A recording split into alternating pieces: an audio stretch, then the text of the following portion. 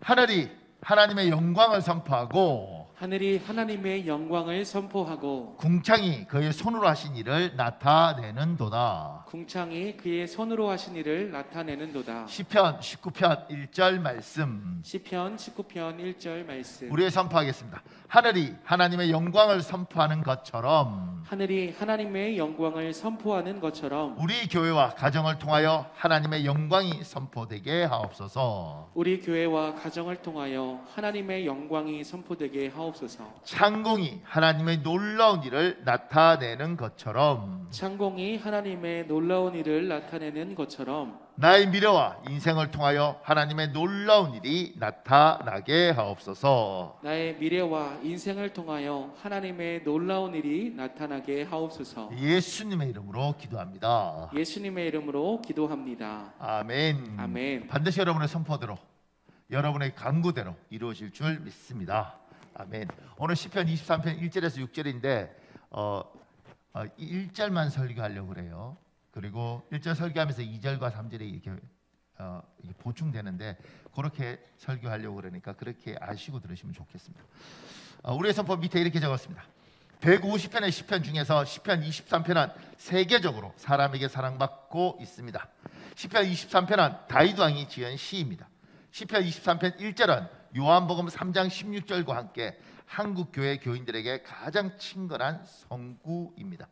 그래서 시편 23편 1절은 가정집의 액자로 가장 많이 걸려있는 성경 구절 중 하나가 되었습니다. 또한 기독교인이 가장 즐겨 암송하는 성구가 시편 23편 1절입니다. 시편 23편 1절 우리 같이 읽을까요? 시작. 여호와는 나의 목자시니 내게 부족함이 없으리로다. 너무너무 유명한 구절이고 우리가 누구나 외울 수 있는 구절입니다. 그 밑에요. 여호와는 나의 목자시니 라는 의미는 여호와 하나님이 나의 주인이라는 말입니다. 내 삶, 내 가정, 내 미래의 주인이 내가 아니라 하나님이란 뜻입니다. 왜 내 인생의 주인이 내가 아니라 하나님이어야 합니까? 그리고 믿음 없는 사람에게 아주 불쾌한 이 성경 구절이 왜 우리가 가장 즐겁게 암송하는 구절이 되었습니까?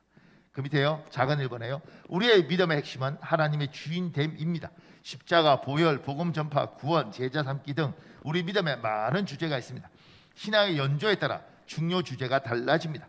우리가 처한 현재 상황과 현재 환경과 상황에 따라 관심 주제가 달라집니다. 그러나 늘 우리 신앙의 핵심 주제는 하나님이 주인됨입니다.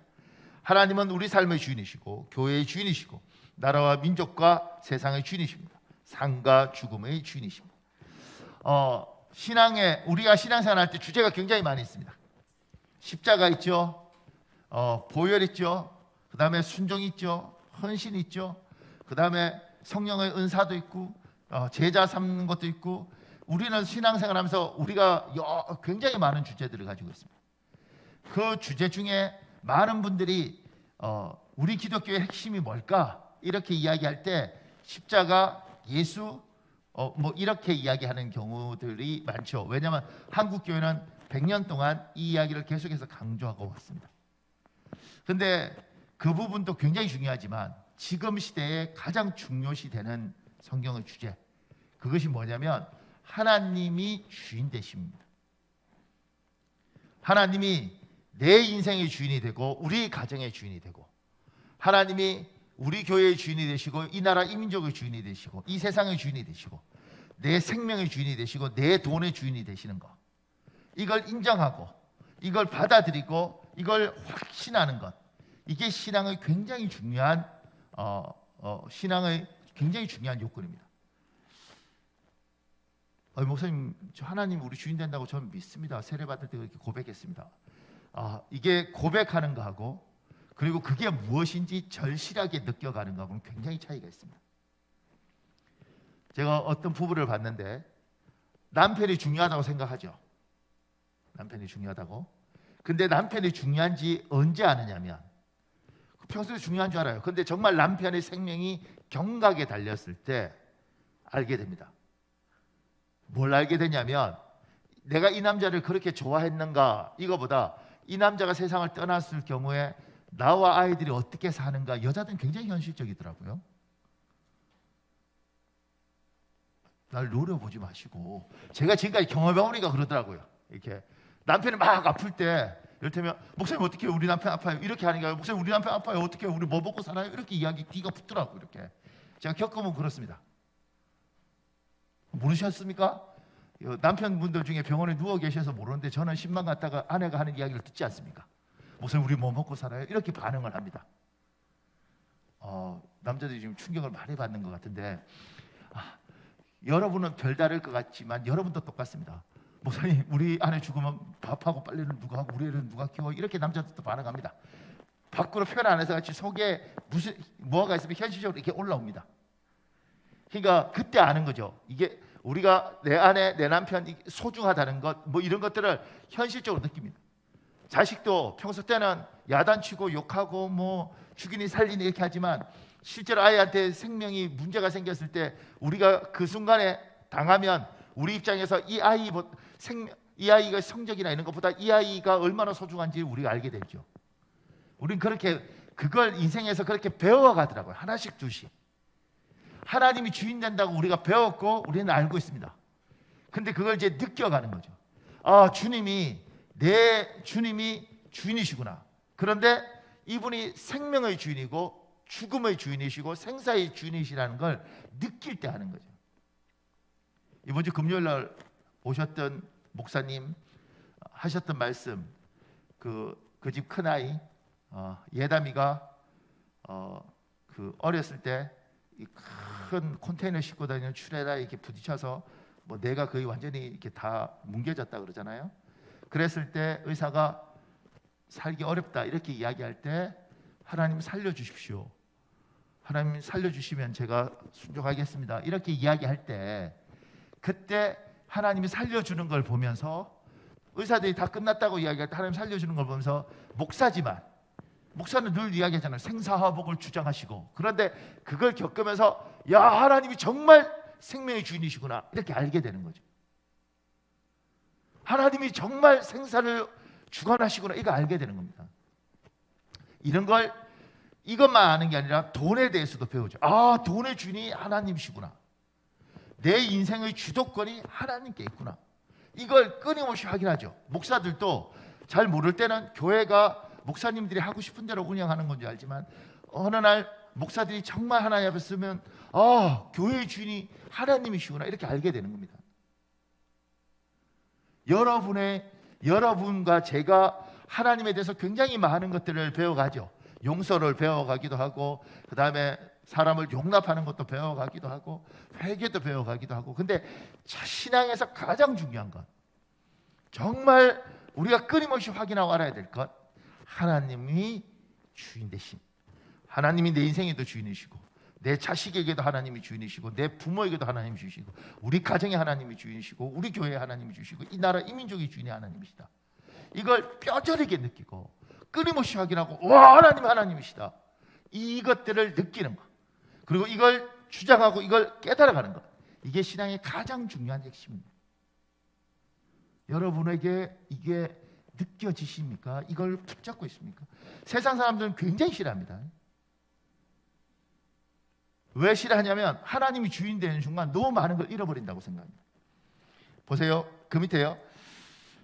여호와는 나의 목자이시니 라는 구절에서 굉장한 거부감을 가진 사람이 있습니다.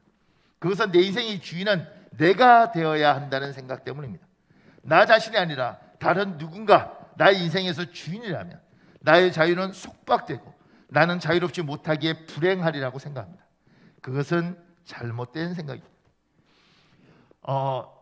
우리가 전도를 할 때 예수 믿으세요 이렇게 전도할 때는 그래도 사람들이 받아들일 수 있습니다. 뭐 믿어줄까? 이렇게. 근데 정확히 전도할 때 이렇게 이야기해야 하는 거죠. 예수님을 당신의 하나님, 당신의 주인으로 섬기십시오. 당신은 예수 그리스도를 믿으면 하나님의 종이 되고 그분이 주인이 되시는 겁니다. 이렇게 이야기하면 예수 믿기 쉽지 않습니다.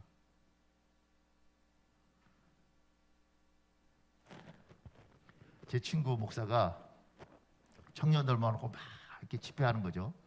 그리고 애들이 막 은혜를 받았어요. 그리고 막 예수님 영접하자 이제 예수님 받아들이자 이럴 때 막 뜨거울 때 그 애 하나가 손을 이렇게 들더라는 거죠. 예수님 믿겠냐? 이럴 때 걔가 손을 이렇게 들더니만 저기 내가 예수님 믿었는데 계신 것 같아서 믿었는데 예수님 나보고 선교사로 가라면 어떻게 해요? 이렇게 묻더라는 거예요. 이 불안함이 있는 거죠. 내 인생을 하나님 막 할 것 같아. 그래서 그분이 아니다 이러고 앉혔는데 한참 또 막 이렇게 하는데 걔가 또 손들더라는 거죠. 선교사로는 안 보내더라도 예수님이 나보고 이렇게 목사하라는 거면 어떻게 해요? 이렇게.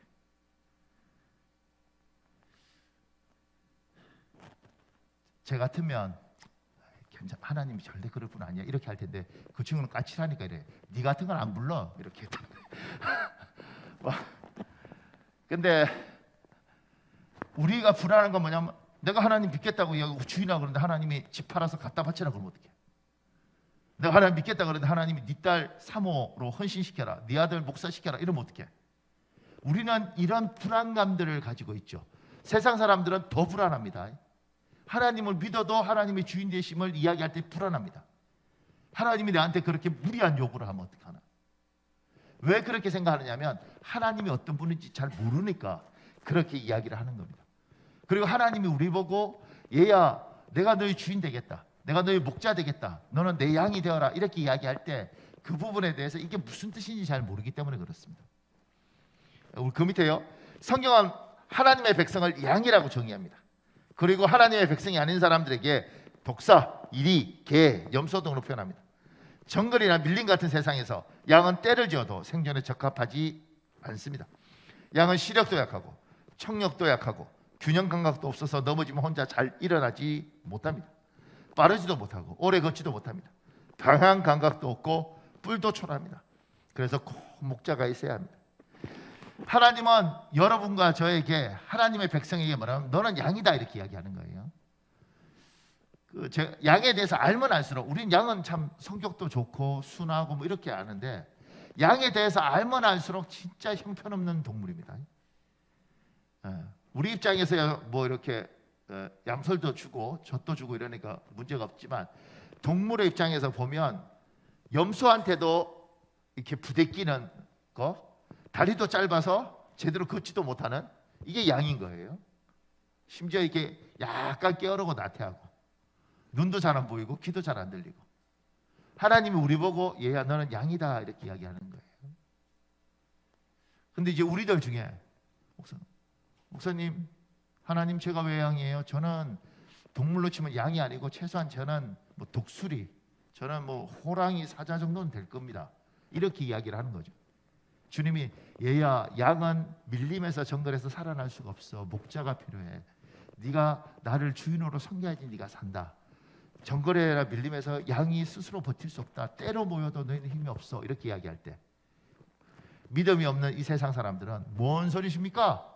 내가요 한 성격하고 한 성질합니다. 나는요 남들 다 죽어도 난 살아남습니다. 나는 목자 필요 없습니다. 이런 사람이 있는 것이고, 누군가는 그래요? 진짜 나 힘들었는데 목자 좀 대주세요. 이런 사람도 있는 거죠. 여러분 이제 어느 부류에 속하냐는 거죠. 조금 더 그 밑에요. 우리 지에 너무 탁월하고 뛰어나며 경유할 만큼 놀라운 능력을 소유한 사람들이 있습니다. 하나님 없어도 잘 살 것 같은 분도 자신의 주인으로 하나님을 섬깁니다. 그 이유는 자신의 한계를 깨달았기 때문입니다.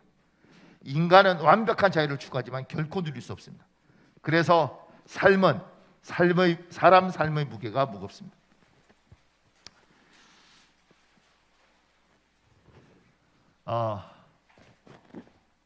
지금 세상에서 하나님 안 믿는 사람들 중에 자기가 굉장하다고 생각하는 사람들이 있습니다. 자기가 탁월하다고 생각하는 사람들이 있습니다. 자기가 양인 줄 모르고 자기는 그래도 뭐 사자까지는 안 되더라도 최소한 늑대나 이리 정도는 될 거라고, 하이에나 정도는 될 거라고 생각하고 목에 힘주고 사는 사람들이 있습니다.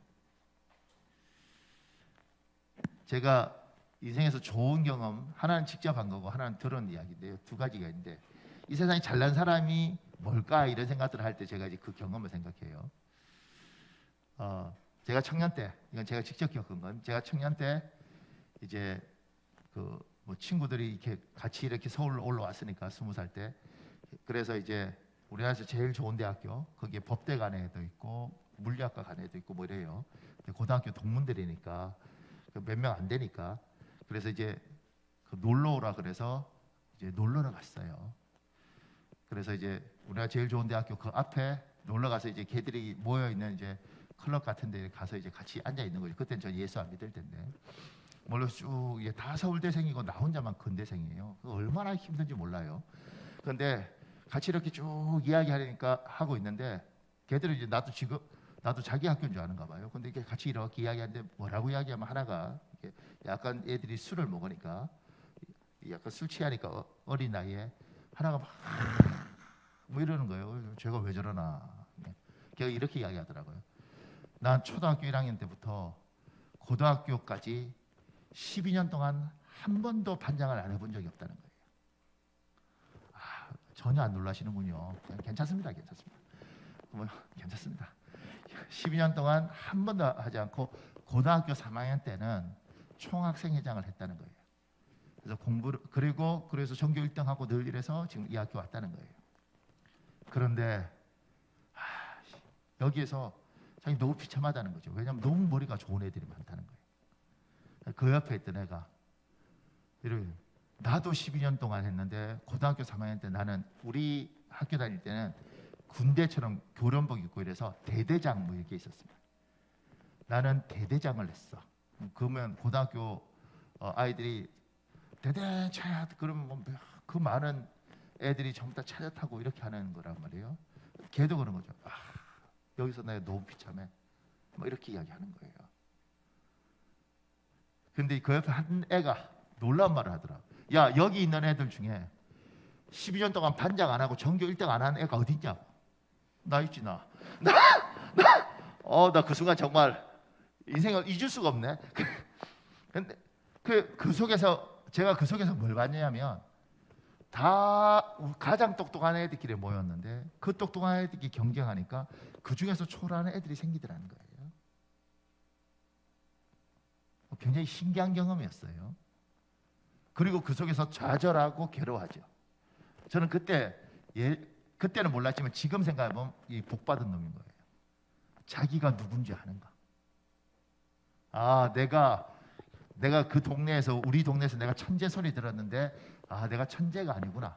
내가 별 볼 일 없는 인간이구나. 내가 더 열심히 살아야겠구나. 내 힘으로 다 되는 게 아니겠구나. 이게 복인 거죠. 하나는 제가 들은 이야기. 우리나라에서 이렇게 IQ 한 150쯤 되면 천재잖아요. 그래서 이렇게 좋은 대학교 가는 애들 중에 유학을 가는 거죠, 이렇게. 그래서 그 사람은 캠브리지로 갔다네요. 수학과로 캠브리지로 갔는데 캠브리지 가니까 그 수학을 전공하는 애들이 300명 정도 있더라는 거예요. 대한민국에서 IQ 150에 한국에서 야, 쟤 천재야 이렇게 하는 애가 영국 캠브리지 대학 가서 이제 한 300명 정도 있는데 자기 얼마나 자부심이 있었겠어요. 근데 자기가 보니까 그 중에서 10% 30명이 세상에 저런 천재가 있나 이렇게 이야기를 하더라는 거예요. 정리가 안 되십니까? 우리가 볼 때 와 천재구나. 얘들이 모여 있는 캠브리지에서 300명인데 우리가 천재구나 하는 300명이 모이는데 그 300명 중에서 30명을 보면서 270명이 와 이런 애들이 있더라는 거예요. 그럼 생각해보세요. 캠브리지만 있겠어요? 옥스퍼드도 있고 하버드도 있고 예일대도 있고 프레스턴도 있고 다 있겠죠. 오늘 혹여 여기서 누가 하나가 제가 그 애 중에 하나입니다 이렇게 손드는 순간 여러분은 왕따 되는 겁니다. 근데 이 사람들이 그 속에서 자기 자신을 볼 수 있는 것, 내가 사자라고 생각하고 호랑이라고 생각하고 나는 이렇게 했던 사람들이 내가 별 볼 일 없구나. 이건 좌절하라고 이야기하는 게 아니에요. 이건 비하라고 이야기하는 게 아니에요. 내가 누군지 알라는 거지. 모든 인간은 하나님이 이야기하시는 거죠. 내가 선한 목자이고 나에게 올 사람들은 양떼라고 이야기하는데 자기가 양떼인 줄, 자기가 양인 줄 아는 사람은 하나님께 오고 목자를 찾고 의지할 때를 찾는 겁니다. 근데 자기 주제를 모르면 내가 이 동네에서 내가 괜찮다고 생각하는데 그렇게 생각하는 그 사람들이 알고 보면 자기가 굉장한 줄 알지만 그러지 않다는 거예요. 하나님이 이야기하는 것이 양은 밀림이나 정글에서 도저히 살아남을 수 있는 존재가 아니에요. 근데 자기가 사자라고 생각하면 여기에서 큰 소리 칠 수 있다고 생각하는 거죠. 세상에 많은 사람들이 자기가 거기서 성공할 것 같고 거기서 대단한 것 같고 자기가 지배할 것 같고 자기가 최고일 것 같지만 그 사람들끼리 모여서 와, 세상에 저런 애도 있구나. 그들이 모여서 그 위에 선배되면서 와, 이렇게 하면서 자기 자신이 이기기 위해서 막 그걸 쓰며 살아가는데 하나님이 이야기하시는 거죠. 얘야, 나는 선한 목자인데 나에게 와서 나를 믿고 따르고 나를 붙들지 않겠냐. 너는 사자도 늑대도 이리도 아니고 얘야, 너는 양이란, 연약하고 부족하고. 근데 그걸 왜 못 깨닫니? 내가 하나님 섬기면 하나님이 내 자유를 다 구속하고 그 다음에 하지 말라 하라 이렇게 하는데 그거 불편해서 어떻게 해요? 나는 완전한 자유를 누리고 싶습니다. 하나님이 이렇게 말하죠. 얘야, 이 땅에서 누구도 완전한 자유를 누릴 수 없어. 왜냐하면 사람은 돈의 한계가 있고 건강의 한계가 있고 머리의 한계가 있고 성품의 한계가 있어서 인간은 아무리 자유롭게 누려도 결국은 돈에 제한받고 환경에 제한받고 사람이 눈치를 보고 살아야 돼. 그게 사람이야. 그게 인간이야. 그걸 빨리 깨닫는 게 복이라는 거죠. 그걸 젊었을 때 깨달으면 정말 복이고 50이라도 깨달으면 축복이고 60이라도 깨달으면 정말 복받은 것이고 70이라도 깨달으면 괜찮은데 80이 돼도 못 깨닫는 사람이 있고 90이 돼도 못 깨닫는 사람이 있는 거예요. 내가 누구인가? 나는 사자도 호랑이도 이리도 아니다. 나는 양이다. 앞도 제대로 못 보고 좌우도 잘 듣지도 못하고. 이게 인정되는 사람이 복을 받을 수 있습니다. 이게 인정이 안 되는 사람은 여전히 자기가 대단한 사람인 줄 알죠. 이건 열심히 사는 것을 부정하는 게 아니에요. 우리는 한계가 많은 사람입니다. 그래서 그 밑에요, 구약에 나오는 여호수아 장군, 모세의 수제자였으며 이스라엘 백성 200만 명을 데리고 가나안 정복 전쟁을 승리로 이끌었던 여호수아는 그의 마지막 순간에 이스라엘 백성에게 말합니다. 나와 내 가족은 여호와를 섬기겠다. 여호수아서 24장 15절입니다. 여러분 읽으십시오. 시작. 만일 여러분이 여호와를 섬기고 싶지 않으면 여러분의 조상이 메소포타미아에서 섬기던 신이든 현재 여러분이 사는 땅에 아모리 사람이 섬기던 신이든 여러분이 섬길 신을 오늘 택하십시오. 나와 내 가족은 여호와를 섬기겠습니다.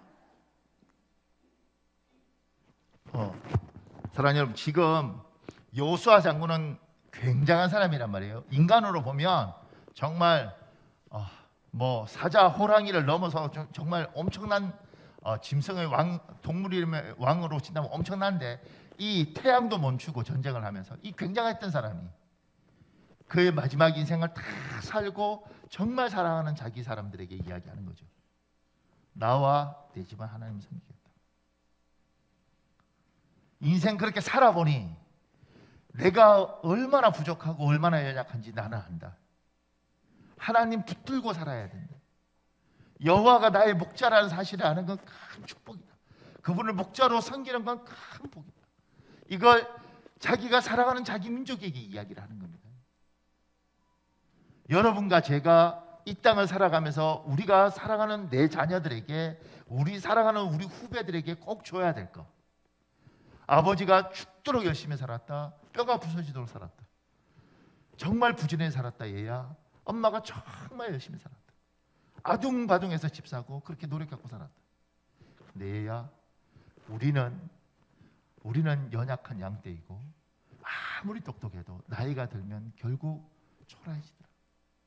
얘야, 목자를 섬겨야 된단다. 여호와를 너의 목자로 삼아야 된다. 하나님 떠나면 안 된단다. 하나님 붙들어야 된다. 이게 열심히 산 부모, 정말 부지런히 산 부모가 자식에 줄 수 있는 가장 큰 선물이라고 생각합니다. 오늘 이 예배당에 있는 여러분들은 꼭 그 선물을 자녀에게, 이 고백을 자녀에게 할 수 있는 복이 있길 예수님 이름으로 축복합니다.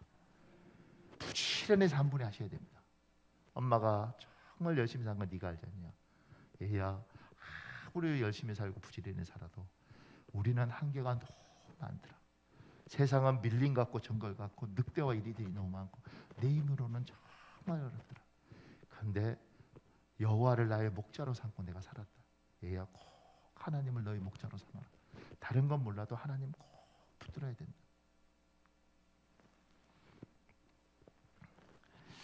그 밑에요. 자신이 늑대도 사자도 아니고 양이라는 것을 깨닫는 것은 큰 축복입니다. 늦게 깨닫는 것이 아니라 빨리 깨닫는 것은 정말 큰 축복입니다. 오늘 여 밑에 홍민기란 분이 쓴 글인데 이거 길어서 못 읽겠어요. 근데 이 내용은 이런 내용입니다. 이분은 제가 이거를 가져온 이유는 이분은 목사님인데 목사님들 중에서도 이게 제가 우리 목사 이야기를 하려고 그런 거예요. 목사들 중에서도 정말 잘 나가는 목사, 차세대 목사, 굉장히 정말 저 목사는 정말 성공한 엘리트 목사야. 이런 목사들이 우리 목사들 사회에도 있어요. 한 10만 명 정도 되니까 목사들이 그 중에서 이런 목사님 중에 이분도 속해요. 그렇게 속하던 목사님이 어느 날 나이 40살에 대한민국에서 굉장히 큰 부산에서 두 번째로 큰 교회에 담임 목사가 되십니다. 그리고 어느 날 사임을 하셔요. 사람들은 장로님들하고 목사님하고 싸움을 해서 사임했나 그러는데 그거 아니거든요. 이 사람은 잘못이 없습니다. 제가 아는 건. 근데 이분이 이제 사임할 때는 공황장애라고 이야기하고 사임을 했어요. 사임 이유는.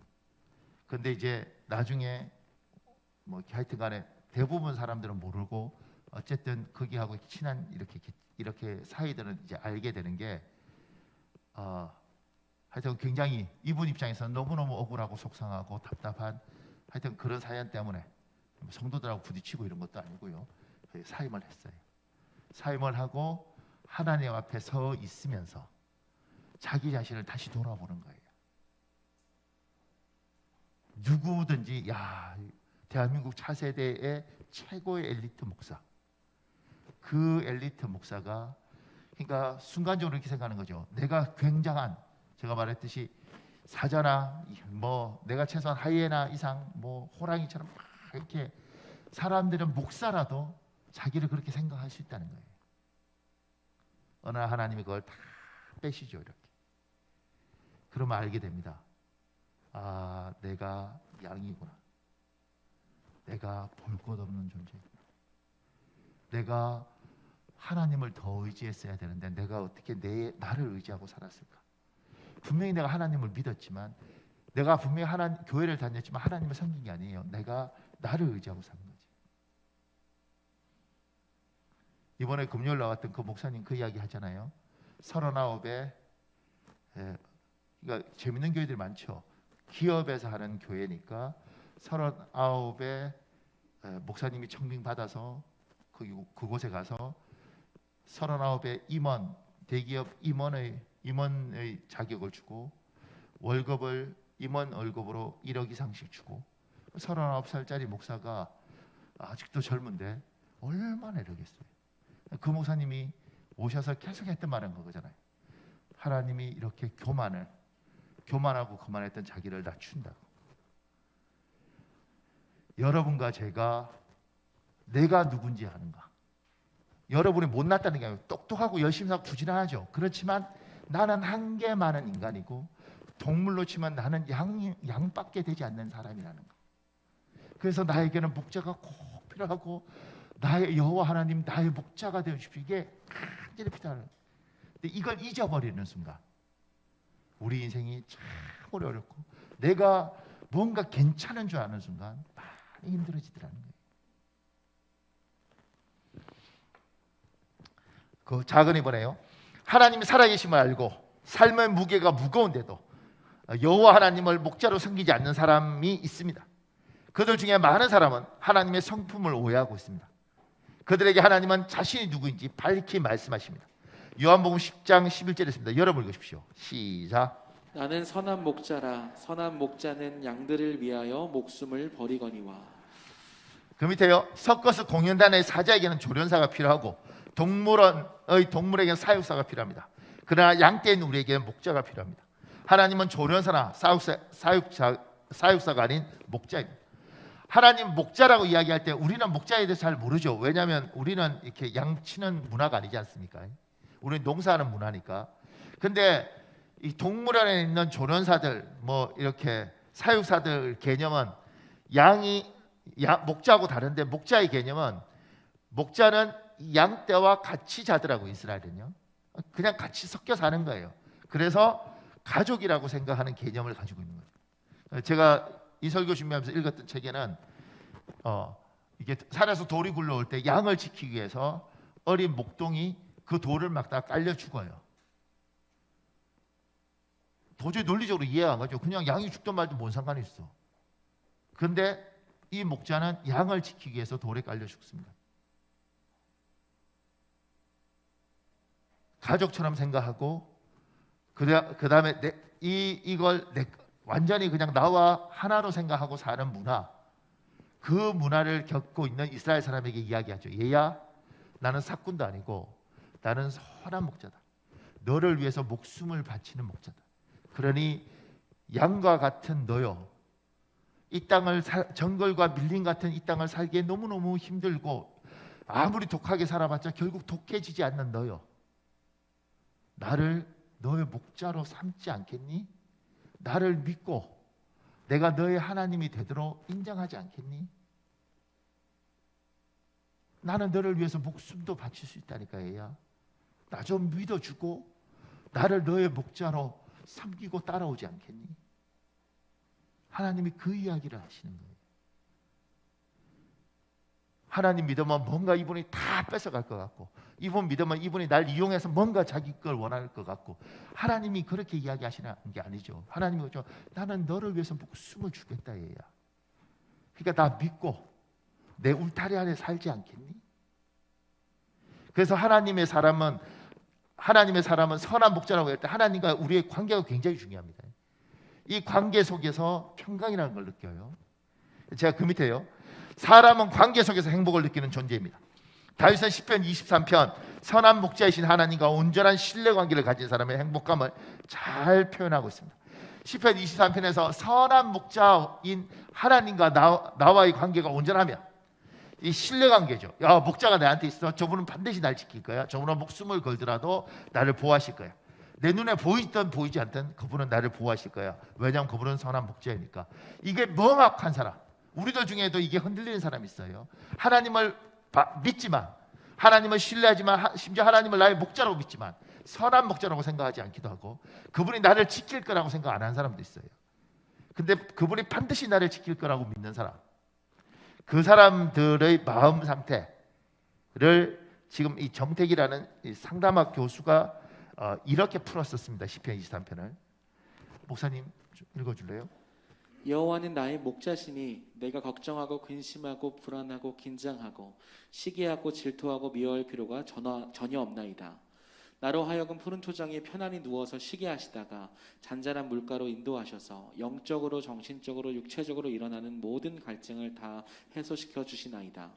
내가 피곤해 지쳐 있을 때 주님께서는 나를 품에 안으시고 햇빛보다 7배나 더 밝은 치유의 빛으로 내 마음 내 육신을 비춰 주시며 치유해 주시고 나에게 주님의 생기를 불어넣어 주시니 내가 벌떡 일어서나이다. 내가 껑충껑충 뛰나이다. 덩실덩실 춤을 추나이다. 소리 높여 찬양을 부르나이다. 내가 잘못된 길로 들어서면 주님은 목숨을 걸고 나를 올바른 길로 인도하여 주셨고 지금도 인도하시며 앞으로도 인도하여 주시나이다. 험악한 세상을 살면서도 내가 날마다 감사하면서 사는 것은 주의 막대기와 지팡이가 나의 앞을 가로막는 모든 장애물을 다 제거해 주시고 나를 에워싸고 있는 모든 위험을 다 막아주고 물리쳐 주시기 때문이다. 수많은 사람들이 나를 대적하려 달려드는데 주님은 나를 위해서 치유와 기적과 축복과 은총의 잔치를 베풀어 주시고 치유와 기적과 축복과 은총의 기름으로 내 머리 위에 부어 주시니 내 앞에 잔에 치유와 기적과 축복과 은총의 차고 넘치나이다. 나의 평생의 선함과 인자하심이 언제나 나와 함께 있으리니 내가 여호와의 집에서 영원히 평안을 누리면서 살아가리로다. 이 말씀이 오늘 내 삶 속에서 주 예수 그리스도의 이름으로 이루어질 것을 믿나이다. 아멘. 지금 하나님과 이분이 선한 목자, 내가 그분의 양, 그리고 우리의 관계가 계속 하나님과 관계가 친밀하게 있으면 이 고백을 하는 겁니다. 근데 예수를 믿고 신앙생활을 하고 제가 목사가 되든 집사님이 되든 권사님이 되든 이 하나님과의 관계가 제대로 되어 있지 않으면 이 평강과 이 평화가 없는 거예요. 틀어져 있는 거예요. 그래서 예수를 믿는데 표정이 어둡고 힘듦이 있죠. 근데 표정이 어둡고 말을 하면 뭔가 자꾸 부정적이고 투덜거리고 원망이 섞여 있고, 예수 믿는 사람이나 안 믿는 사람이나 무슨 차이가 있지? 믿는 사람이 왜 저렇게 인생이 피곤해 보이지? 우리는 환경이 힘들든 말든 이분이 선한 목자이고 내가 이분의 양이라는 게 명확하고 이 관계가 잘 유지되어지면 이런 고백들을 하는 겁니다. 하나님과 친밀하고 이분에 대한 신뢰, 선한 목자 되신 내 주님, 나를 위하여 목숨을 바치실 주님, 지금 어떤 상황이 있든지 간에 나는 하나님을 신뢰합니다. 주님이 내 목자이십니다. 명확한 사람, 그 사람들에게 이 자유함이 있는 겁니다. 나에게 이것이 있는가? 나는 하나님과의 관계가 혹여 틀어지지 않았는가? 혹여 하나님과 관계가 좀 틀어져 있거나 하나님과 소통이 원활하지 않는 분들이 있다면 오늘 이렇게 예배하고 그리고 따로 우리 한 10분 정도 기도할 때 꼭 하나님과 관계가 온전해지고 친밀해지길 예수님 이름으로 축복합니다. 조금 더요. 그 밑에 시편 23편 1절에 3절에 있습니다. 여러분 읽으십시오. 시작. 여호와는 나의 목자시니 내게 부족함이 없으리로다. 그가 나를 푸른 풀밭에 놓이시며 쉴만한 물가로 인도하시는도다. 내 영혼을 소생시키시고 자기 이름을 위하여 의의 길로 인도하시는도다. 그 밑에요. 시편 23편의 배경은 다윗의 노년입니다. 아들 압살롬 왕자가 반역을 했고 자기를 죽이려고 추적하는 아들을 피하여 도망치면서 지었던 시가 23편이라고 생각합니다. 학자들이 이렇게 생각해요. 그런데 도망자 다윗은 부족함이, 그런데 왜 도망자 다윗은 부족함이 없다고 고백할까요? 보세요. 이 고백은 뭐냐면 이 뻥이란 말이에요. 뻥. 지금 아들이 반역을 했어요. 생각지도 못하게. 자기가 쫓겨서 예루살렘에서 도망 나오고 있는 상황이에요. 잡히면 이쪽은 준비해서 역무를 했기 때문에 잡히면 다 죽는 판이에요. 그 가운데 무슨 부족함이 없겠냐고요. 부족함이 넘치죠. 차고 군대도 없고 식량도 없고 상황도 안 좋고. 근데 그 상황에서 이 시를 지었다는 거예요. 여호와는 나의 목자시니 내게 부족함이 없으리라. 무슨 이런 뻥을 치고 이런 거짓말을 해. 근데 이게요 거짓말이 아닌 거예요. 왜냐하면 그 작은 일본에요. 내게 부족함이 없으리로다는 눈에 보이는 현실을 묘사한 것이 아닙니다. 다윗의 믿음의 고백입니다. 여호와가 나의 목자이시기 때문에 지금 비록 여러 가지 곤란한 상황과 환경이지만 반드시 부족함이 없게 하실 것이다. 그 이유는 나의 목자가 나를 인도하시기 때문이다. 선한 목자이신 여호와 하나님이 나를 푸른 풀밭 쉴만한 물가 의의 길로 인도할 것이다. 나는 이것을 확실하게 믿는다. 그 밑에요. 세상 사람은 눈에 보이는 것에 따라 살고 우리는 믿음으로 보는 것에 따라 삽니다. 다윗은 지금 뭘 보고 있냐면 믿음의 눈으로 보는 거예요. 여호와는 선한 목자이시니까 지금 상황이 이러더라도 그분이 내게 부족함이 없게 하실 거라는 믿음으로 이야기하고 그 믿음으로 살고 믿음으로 보는 겁니다. 세상 사람들은 눈에 보이는 대로 사는 겁니다. 눈에 보이는 대로 살고 그것들이 그 사람들에게 현실입니다.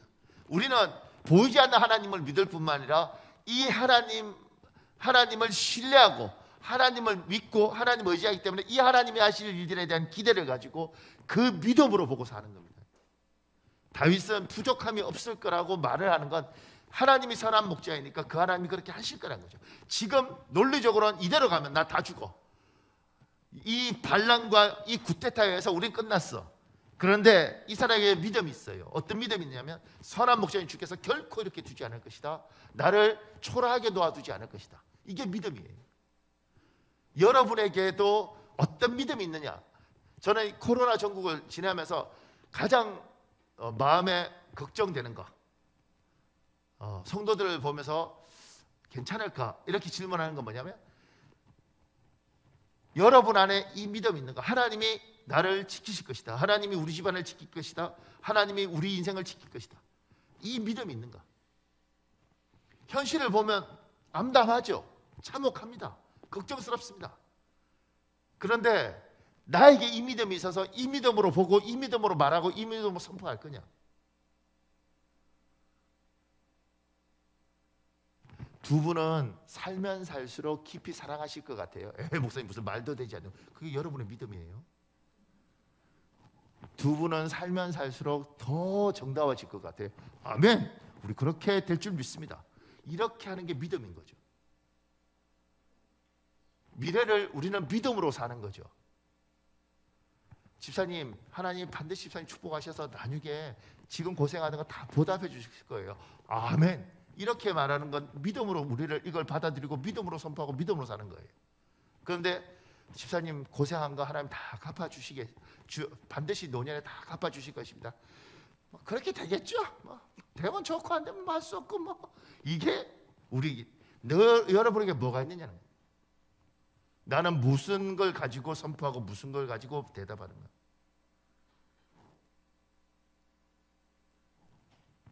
제가 놀라운 거는요, 이 믿음이 있으면 그 믿음에 대해서 반응이 다르더라고요. 행동이. 보십시오. 나는 지금 내가 사는 이 아내와 90살까지 같이 살 것이다. 100살까지 같이 살 것이다. 이 믿음이 있어요. 그럼 어떻게 해요? 굉장히 잘해줄 겁니다. 왜냐하면 앞으로 제 같은 경우 제가 그 믿음에서 앞으로 40년을 어쨌든 이분과 잘 살아야 되기 때문에, 그리고 노년에 대해서 내가 잘못하면 구박받을 수 있을 테니까 잘 해줄 겁니다. 이 믿음이 있습니다. 그러지 않겠습니까? 그러니까 믿음에 따라서 행동을 다르게 하는 거죠. 이 아이가 지금은 어떻든 간에 얘가 노년에 내한테 정말 잘할 것이고 얘가 돈을 많이 벌 것 같아요. 그러면 믿음이 다르죠. 어떻게 달라요? 잘해주죠. 왜냐하면 노년에 얘가 날 책임질 거니까. 그래서 참고로 저는 우리 셋째한테 잘합니다. 왜냐하면 제가 기도하면서 왠지 이놈이 돈 복이 있을 것 같아요. 논리적으로 근거는 없어요. 그래서 늘 셋째를 안아주고 배를 쓰다듬어 주죠. 노년에 얘가 나한테 굉장히 잘해줄 수도 있을 것 같다. 논리적으로는 안 보이지만 믿음으로 기도하다가 옛날에 얘 태어날 때 하나님이 첫째에게는 건강을 주시고 둘째에게는 지혜를 주셨으면 셋째에게 돈을 주실 것이다. 이런 말도 하지 않는 믿음이 있어서 잘하려고 그럽니다. 이 믿음이 있으니까 잘하려고 그러지, 믿음이 없으면 어떻게 하겠어요? 어차피 뭐 니들이 내한테 뭐 해주겠냐? 이렇게 말을 하고 이렇게 행동하겠죠. 나한테 뭐가 있느냐? 그러면서 그 밑에요. 양은 시력, 청력, 균형 감각 등 여러 가지에서 미련한 동물입니다. 그런데 다 약한데 소신이 강합니다. 그래서 자기 주장, 자기 고집을 피웁니다. 이사야 54장 6절에 양에 대해서 이렇게 설명합니다. 여러분 읽어보십시오. 시작. 우리는 다 양 같아서 그릇 행하여 각기 제 길로 갔거늘 여호와께서는 우리의 모든 죄악을 그에게 담당시키셨도다. 아니, 시력도 약하고 청력도 약하고 균형 감각이 없는데 소신이 강하대. 뭐 자기 주장, 자기 고집 이렇게 제가 좋게 표현했지, 다른 말로 하면 앞에 접두사를 써야죠. 똥고집을 부리는 거잖아요. 하나님이 여호와는 나의 목자시니 내가 부족함이 없을 텐데 없는 이유가 뭐냐면 하나님이 나를 인도하시는 거예요. 그러면 그 인도대로 따라가면 부족함이 없는 겁니다. 그런데 고집 피우고 버팅기고 말 안 들으면서 왜 나한테 부족함이 이렇게 많아요? 이렇게 가면 안 되는 거죠. 우리가 부족함이 없으리라고 이해하는 건 미래 이야기인데, 그 미래는 뭐냐면 하나님이 날 인도해서 실만한 물가로 푸른 풀밭으로 데려갈 거라고 믿기 때니까 부족함이 없다고 이야기하는 거예요. 그리고 그러면 이분을 잘 따라가면 되는 겁니다. 근데 양은 고집을 부려요. 우리는 다 양 같아서 각기 제 길로 가는 속성이 있어요. 내 길로 가면 안 되고 그분이 인도하는 대로 가면 푸른 초장이 있고 실만한 물가가 있고 부족함이 없는 겁니다.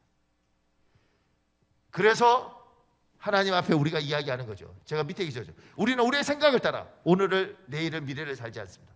우리는 목자신 하나님의 인도하심을 따라 오늘을, 내일을, 미래를 삽니다. 여러분이 어떤 생각을 가졌든, 어떤 사람이 있습니다. 내가 너무 미워, 복수를 해야겠어, 그렇게 생각을 했는데 한번 깊이 기도해 보라니까. 그런데 하나님께서, 선한 목자 되신 주께서 나를 인도하시면서 용서해줘라 그러면 용서해야 되는 거예요. 주께서 복수해라 그러면 얼마나 좋겠어요. 용서해줘라 그러면 용서하는 겁니다. 주님께서 때로는 내가 돈을 이만큼 손해봤어요. 근데 주님께서 뭐라고 이야기하시냐면, 얘야, 네가 잊어버려라. 그럼 어떻게? 하나님 같으면 있겠습니까? 이렇게 가는 게 아니고 하나님이 푸른 풀밭 쉴만한 물가로 인도하신다니까 주님 믿습니다. 그럼 내가 다 잊어버리겠습니다. 하나님이 갚아주십시오. 하나님이 보상해 주십시오. 그렇게 이야기하는 거야 되는 거예요. 때로는 내가 너무 속상한 일이 있는데 주님께서 얘야 네가 품어줘라. 왜 맨날 나보고 품으라세요? 얘야 내가 선한 목자니까 내가 인도할 테니까 따라와라. 근데 그 인도함 중에 네가 품는 게 있다. 그럼 품어줘라. 그러면 얘야 내가 다 알아서 해줄게. 하나님이 인도하는 대로 따라가면 좋은 결과, 푸른 풀밭 쉴만한 물가와 부족함이 없을 텐데 이 양이 다 약한데 소신에는 하도 강하니까 하나님 나는 죽어도 못합니다. 내 자존심 아시죠? 나는 안 됩니다. 난 죽어도 안 되겠습니다. 이렇게 이야기를 한다는 거예요. 그러면 부족함을 느끼고 살 수밖에 없고 푸른 풀밭 쉴만한 물가로 결국 가도 너무 늦게 가는 거예요. 속이 상하지, 화가 나지. 그렇지만 목자를 믿고 하나님을 믿고 따라가는 겁니다. 그래서 기도하고 때로는 너무 화가 날 때는 울면서 기도하고 때로는 하나님 앞에 예배 나오기 싫죠. 하나님 앞에 화가 났는데 그런데도 불구하고 예배 나와서 말씀 들을 때 또 그렇게 화가 났는데 이를테면 용서 못하는데 예배 시간에 왔는데 목사는 또 용서하라 그래. 그럼 목사가 얼마나 믿겠냐고. 날 미워하지 마세요. 난 그냥 설교를 하는 겁니다. 근데 목사님이 누구한테 들었나? 우리 마누라가 목사님한테 일러줬나? 이런 분도 있어요. 그러니까 그럴 때 너무너무 힘들지만 하나님 용서하라면 용서하겠습니다. 그리고 가는 거죠. 그러면 선한 목자가 인도함을 따라오는 자기 양떼에게 어느 날 말도 되지 않는데 어느 날 보니 푸른 풀밭 쉴만한 물가가 있고 부족함이 없어요. 그때 알죠. 주님 이러려고 그러셨군요. 그럼 진작 다 설명해 주시지. 내가 얼마나 힘들었는데 결국 이러려고 그러셨군요. 사랑하는 여러분, 우리 한 5분만 이 시간에 주여 한번 간절히 부르짖고 기도할 텐데 하나님이 분명히 오늘 여러분과 저에게 하신 말씀이 있습니다. 이 시간에 주여 한번 간절히 부르짖고 기도하는 시간 가지겠습니다. 주여